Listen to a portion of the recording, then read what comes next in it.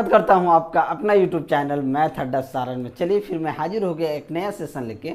आज हम बात करने वाले हैं कि ग्रुप डी में इम्पोर्टेंट टाइप के जो टॉपिक है मैथ के लिए वो मैं आप सभी के सामने लेके आया हूं।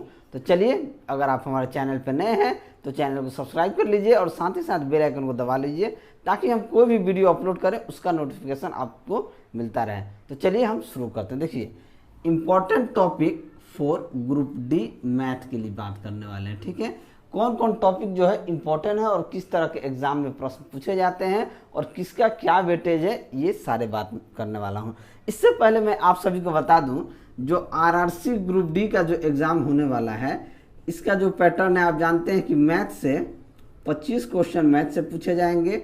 रीजनिंग की अगर हम बात करें तो रीजनिंग से आपको 30 क्वेश्चन पूछे जाएंगे और साइंस की अगर बात करूं तो साइंस के 25 और आपका करंट अफेयर और जनरल अवेयरनेस की बात करूं तो यहाँ से 20 क्वेश्चन पूछे जाएंगे, यानी कि टोटल 100 क्वेश्चन पूछे जाएंगे।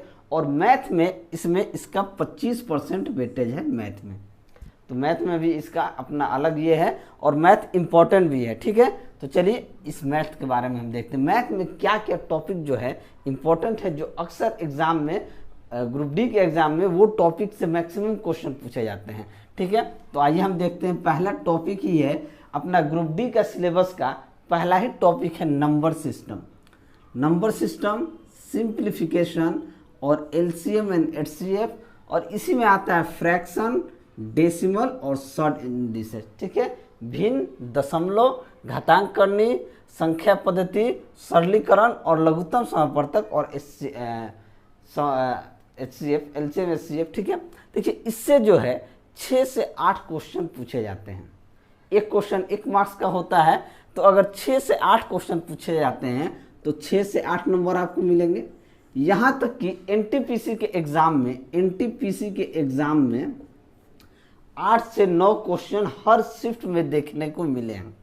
चाहे वो शिफ्ट आपका हार्ड हो या इजी हो, उससे फर्क नहीं पड़ता है, लेकिन इस टॉपिक जो है ये 6 टॉपिक से 6 से 8 नंबर के पूछे जाते हैं। तो ये चीज़ आपको, ये 6 टॉपिक एक ही में मैंने कर दिया है, इसको आपको अच्छे से पढ़ना है। इसका बहुत इंपॉर्टेंट टॉपिक ये चारों है और बहुत हार्ड क्वेश्चन नहीं पूछे जाते हैं, बहुत ही सिंपल क्वेश्चन पूछे जाते हैं। ठीक है, आप जानते हैं ग्रुप डी 10th के बाद ग्रुप डी का एग्जाम होता है, अब आईटीआई कर दिया है तो ये अपने ही लेवल से पूछता है। थोड़ा सा कंसेप्चुअल क्वेश्चन यहाँ से उठता है, तो ये चीज़ को आप सही से पढ़ेंगे। ठीक है, नंबर सिस्टम को, सिंप्लीफिकेशन को और एलसीएम, एचसीएफ, फ्रैक्शन, डेसिमल और शॉर्ट इंडिसेस। देखिए यहाँ से एलसीएम, एचसीएफ से 2 ही तरह के क्वेश्चन पूछता है ग्रुप डी में। एक तो डायरेक्ट कोई नंबर दे देगा, 32, 40 कह देगा, कहेगा कि इसका एलसीएम क्या होगा, या कहेगा इसका एचसीएफ क्या होगा, या इस तरह से पूछता है कि पहली संख्या और दूसरी संख्या का गुणनफल और एक एलसीएम दे देगा, दूसरा एचसीएफ पूछेगा। तो ये क्या होता है, पहली संख्या गुने दूसरी संख्या बराबर एलसीएम गुने एचसीएफ, एक ये फॉर्मूला होता है। यहाँ से 3 ही टाइप के प्रश्न बनते हैं और ये वाला टाइप और एक ये वाला टाइप हर शिफ्ट में रेलवे ग्रुप डी का आप प्रीवियस ईयर उठा के देखिएगा तो ये दोनों चीज़ हर शिफ्ट में पूछा गया है। या तो आपसे शिफ्ट में पूछ लेगा इन सभी का एलसीएम क्या होगा, या पूछेगा एचसीएफ क्या होगा, उससे रिलेटेड क्वेश्चन पूछेगा। ठीक है, दूसरा देखिए, नंबर सिस्टम से बहुत इजी क्वेश्चन पूछता है और सिंप्लीफिकेशन से भी बहुत इजी क्वेश्चन पूछता है। अब हम बात करते हैं दूसरा टॉपिक में हम बात करते हैं परसेंटेज की।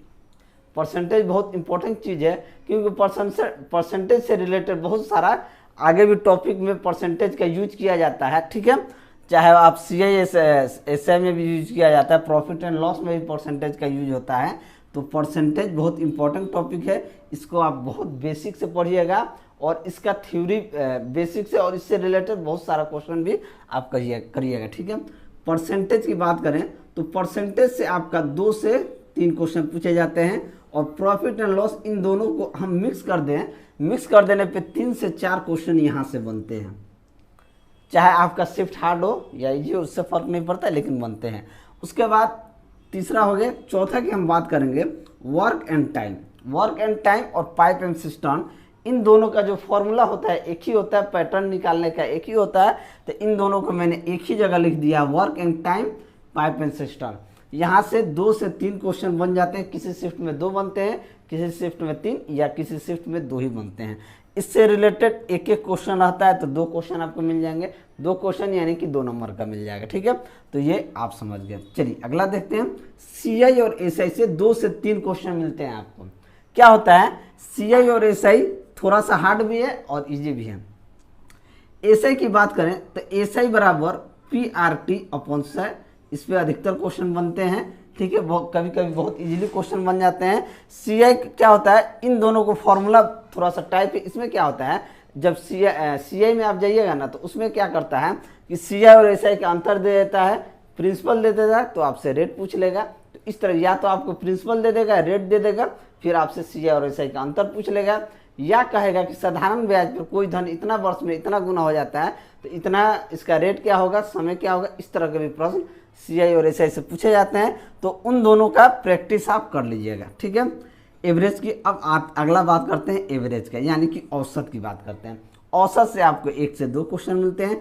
कभी कभी क्या कहता है, इजी क्वेश्चन पूछ देता है कि बहुत सारा नंबर दे देगा, उसका औसत पूछ लेगा। औसत और माध्य एक ही होता है। ठीक है, माध्य से भी ऐसे क्वेश्चन पूछता है, जैसे आपको दे देगा 1 2 3 4 5, मान लीजिए इसका माध्य क्या होगा। इसी तरीके से माध्य बराबर क्या होता है, सभी संख्याओं का योग बट्टा सभी संख्याएं। और औसत बराबर भी यही होता है कि सभी संख्याओं को जोड़ के जितना संख्या है उससे भाग दे दीजिए, वही औसत होता है।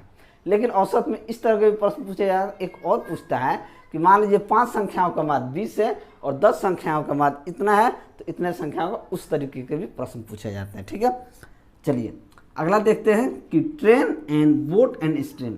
ट्रेन और बोट से एक एक क्वेश्चन पूछ लेता है कोई शिफ्ट में।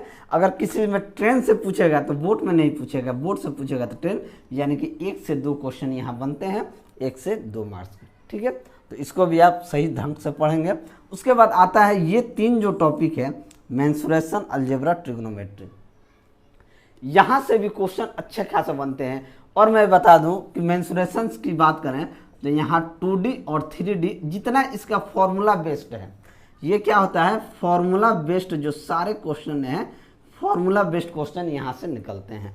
तो इन सभी का 2D 3D पूरा फॉर्मूला आप रट जाइएगा। आयत का क्षेत्रफल क्या होता है, तो लंबाई गुना चौड़ाई, वर्ग का क्षेत्रफल, त्रिभुज का क्षेत्रफल, हीरो का सूत्र, यहाँ से हीरो के सूत्र से भी हीरोज फार्मूला जो होता है वहाँ से भी क्वेश्चन बनते हैं। तो वो सारा चीज़ आप देख लेंगे। अलजेब्रा से 2 टाइप के क्वेश्चन पूछे जाते हैं। इसमें क्या पूछता है, अलजेब्रा में अगर हम बात करें तो अलजेब्रा में भी 2 से 3 टाइप के क्वेश्चन बनते हैं और उसी टाइप के पूछता है। एक तो पूछता है अलजेब्रा से कि x + 1 बटा x का मान अगर 3 है तो x² + 1 बटा x² का मान क्या होगा, एक ये तरीका होता है।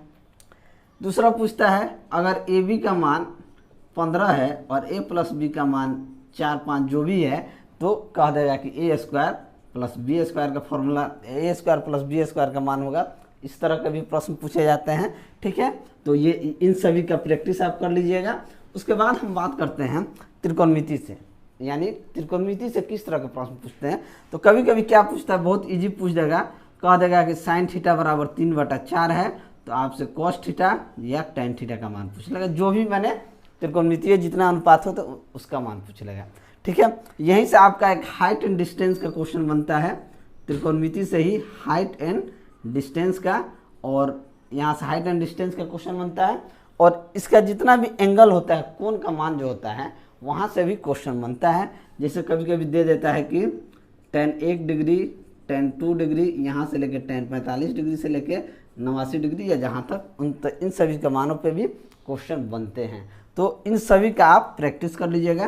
तो यहाँ से 6 से 7 क्वेश्चन बनते हैं। कभी कभी अच्छा खासा क्वेश्चन मेंसुरेशन से, सिर्फ मेंसुरेशन की बात करें यहाँ से 3 क्वेश्चन बन जाते हैं, अलजेब्रा से 2 और यहाँ से 2 2 2 4 3 7, यानी कि 7 नंबर का क्वेश्चन इस 3 टॉपिक से बन जाते हैं। तो उस हिसाब से अपना तैयारी कीजिएगा। अगर आपको मेरा वीडियो अच्छा लगा हो तो वीडियो को लाइक कीजिएगा, दोस्तों में शेयर कीजिएगा। अगर आप हमारे चैनल पर नए हैं तो चैनल को सब्सक्राइब कीजिएगा। चलिए मिलते हैं अगले वीडियो में, तब तक के लिए जय हिंद।